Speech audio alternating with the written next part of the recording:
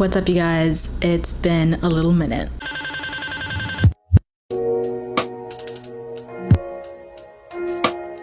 If you're new here, welcome. My name is Gabby, better known as Gemini Vlogs. Today, I'm finally bringing you this highly requested video of my apartment hunting experience in Miami. So I posted this little series on TikTok a couple of weeks ago and it absolutely took off. You guys asked me a bunch of questions and to provide you with more details, so that's what I'm gonna do today. Apartment hunting in Miami is not for the weak. So hopefully this video will help you relieve a bit of that stress if you're planning on renting an apartment in Miami anytime soon, or if you're just curious about what the market is like, what the apartment hunting process usually looks like. So let's get right into it. Some things to know about the apartment I was looking for. I was looking for either a large studio or a 1-bed, 1-bath, ideally in the downtown or midtown / Wynwood area. I didn't look at South Beach this time around or Brickell because having a car in both of those areas isn't the most convenient, and I tried to keep it around $2,500. This is base rent, not including the amenity fees, parking fees, and all that stuff. I was also looking for a building that either had a parking garage or a garage max 1 block away. You would be surprised how hard this is to find in Miami. Good lighting. As a content creator, this is an absolute must. So now let's get into the actual apartments. The first building I looked at was in downtown Miami. Very good central area. The building itself I thought was pretty gorgeous. The amenities were 10 out of 10. There is a lounge with Wi-Fi and conference rooms, 24/7 gym, all of the equipment that you could possibly need, a really nice big pool with cabanas, a spa, a sauna room, and a nice jacuzzi. And then we get into the actual units. I looked at 2 units in this building. The first one is a 1-bed, 1-bath. It's actually a corner unit facing south and east, so the lighting, of course, pristine. I really like the finishes in the kitchen, very aesthetic, the tile flooring. Then we head into the bedroom. The bedroom itself was pretty small in my opinion. There was a nice big walk-in closet. The bathroom had a nice big shower with lots of storage space. There's also in-unit laundry. And then the second unit that I looked at was also a 1-bed, 1-bath, essentially the exact same, except it's not a corner unit. It is still facing south, but part of it was blocked off by the building, so the lighting was just not as good. This one though did have a kitchen island, which to me is a big plus. So now let's get into the prices of both these units. The first corner unit was priced at $25.50, so slightly over my budget, and the second one was priced at $23.50. Both of these prices, in my opinion, for a 1-bed, 1-bath were not bad at all. Unfortunately though, biggest con is that there was construction literally right across from this building, especially because I work from home a lot. The corner unit would have literally sold me if it hadn't been for the fact that you could literally look right out the window and see the construction workers working right there. So overall, really nice building, decent prices, but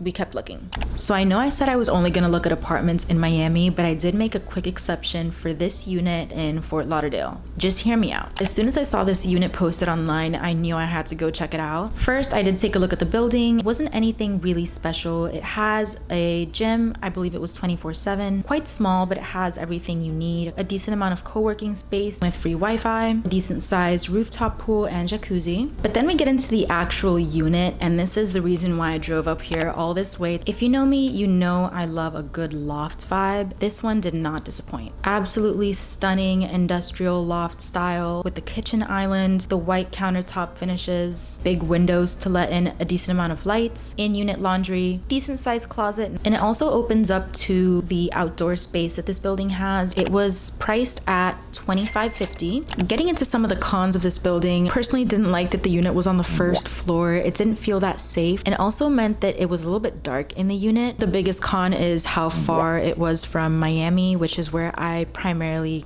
do my work. I'm not a huge fan of driving on I-95. As much as I like the Bright Line, it's gotten a bit pricey recently. So I was just not willing to make that commitment. But I still kind of wanted to put this unit out there to show you that Fort Lauderdale is also a really great option. This next building I looked at was right above downtown Miami, between Wynwood and downtown. I'd say this is probably the most convenient area if you're someone who likes to walk. because you can walk to downtown or midtown or Wynwood if you choose. By far, I'd say the amenities in this building were my favorites. Aesthetics were just 10 out of 10. Nice, sizable lounge room with 24/7 free Wi-Fi. The gym had lots of windows with really great lighting. Also had this separate yoga room attached to it. And I mean, just look at how nice and luxurious this looks. Also checked out the pool area and it was just stunning. Honestly, it looks like a little oasis. There was also a sauna and steam room, which they were completing construction on. And I did look at 2 units in this building. The first one was a studio. This one was facing east. And I'm not gonna lie to you, first impression was it's very small, but it had a lot of really modern appliances, including a cute little wine fridge. The closet was also a really decent size and it had its own balcony and a nice big bathroom with LED lights on the mirror. The second unit I looked at was a 1-bed, 1-bath. This one was actually their showroom, so it was fully furnished. I honestly kind of fell in love with this one. I thought the size of this unit was also really nice. Huge walk-in closet leading to the bedroom. Both of the units I looked at also had in-unit laundry. Now let's get into the prices for this building. The 1-1 was really the dream, but it was outside of my budget. It was priced at $2,750 as a base rent. Sorry guys, some footage got deleted, but the studio was priced at $1,800, which is the lowest price in this series. I didn't love that the studio was so small, and when I say small, I mean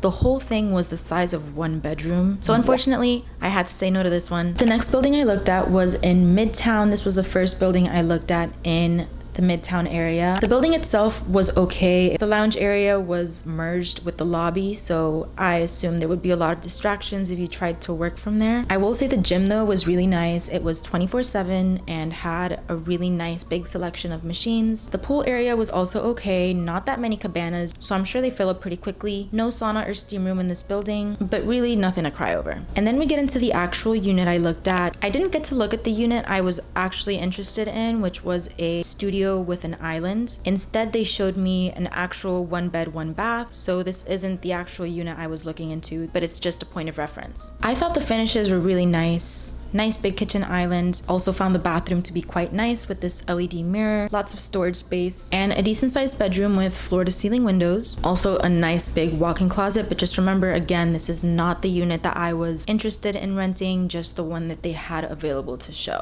So the unit that I was interested in renting, not the one that I showed you, but was priced at around $2,450. So right under my budget. However, I just couldn't bring myself to love it. For one, Midtown is a lot noisier than I thought it would be. There is a lot of construction being done in that area nowadays. The walls in that building I noticed were also really thin, and so I thought this would be a huge inconvenience as someone who just likes to have a bit of peace. Overall, I didn't end up choosing this building for those reasons, but we move on. The next building I looked at was in Wynwood. It was in a nice central Wynwood area close to all of the popular coffee shops, bars, things to do. The building itself had a really nice lounge with free Wi-Fi, a pool table, lots of co-working space. I thought the patio area was also really nice. It was on their rooftop, a pretty small but very cute pool with some cabanas. My favorite part of this whole building was definitely the gym. So aesthetic and has every machine you could possibly need. There wasn't a spa or sauna, but there was a locker room with some showers that you could use before or after the gym sesh. And then we headed into the actual unit. I looked at a 1-bed, 1-bath in this building. Again, this is just a show unit, not the actual unit that I would be looking at, but just one for reference. Right off the bat, loved how tall the ceilings are, the floor to ceiling windows, and the industrial vibe that it gives off. The kitchen was really small, but very gorgeous. And it had surprisingly decent lighting for facing east, I believe. Also a big walk-in closet,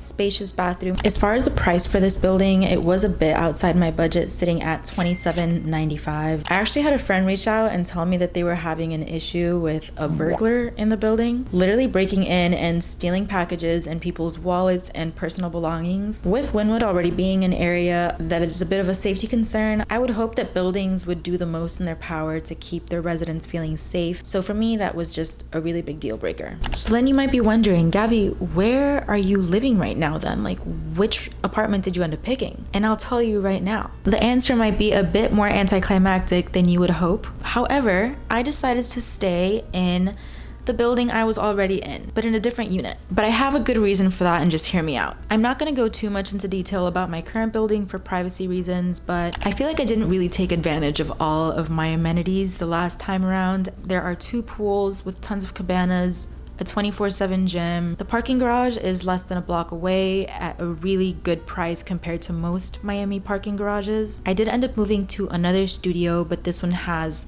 a larger square footage. The layout is a bit different and I actually prefer this one. So the kitchen is tucked away in a little corner, which leaves room for a little kitchen island. There's also a huge walk-in closet and an additional half closet for storage space. The bathroom has the nice LED mirrors that you guys have already seen, and unit laundry. And this unit is also facing south, so the lighting is infinitely better than in my last studio. The price of this one is also right under my budget at $24.85, so it just ended up working out and I took it.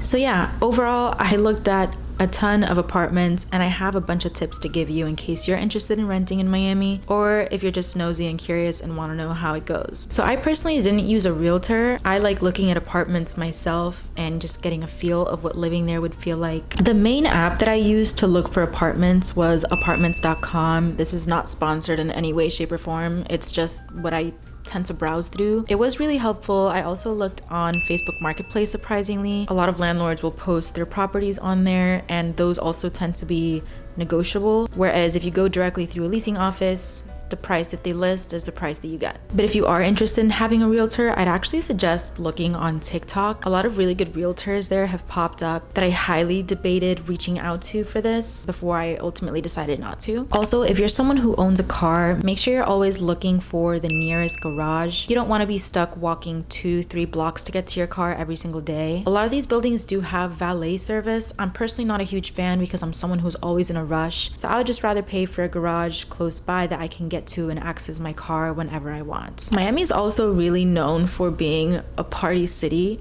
The last thing you want to do is get caught living in a building right next to a big club. That's why I didn't really look around Wynwood too much. Also, it gets really loud on weekends. So just make sure you're always looking on Maps or Yelp to make sure that there aren't any loud party scenes nearby, if that's what you care about. Personally, I do. I want to be able to sleep on weekends, so just be really mindful of that going into the apartment hunting. Last but not least, just be really smart with your money. Set a strict budget for yourself and stick to it.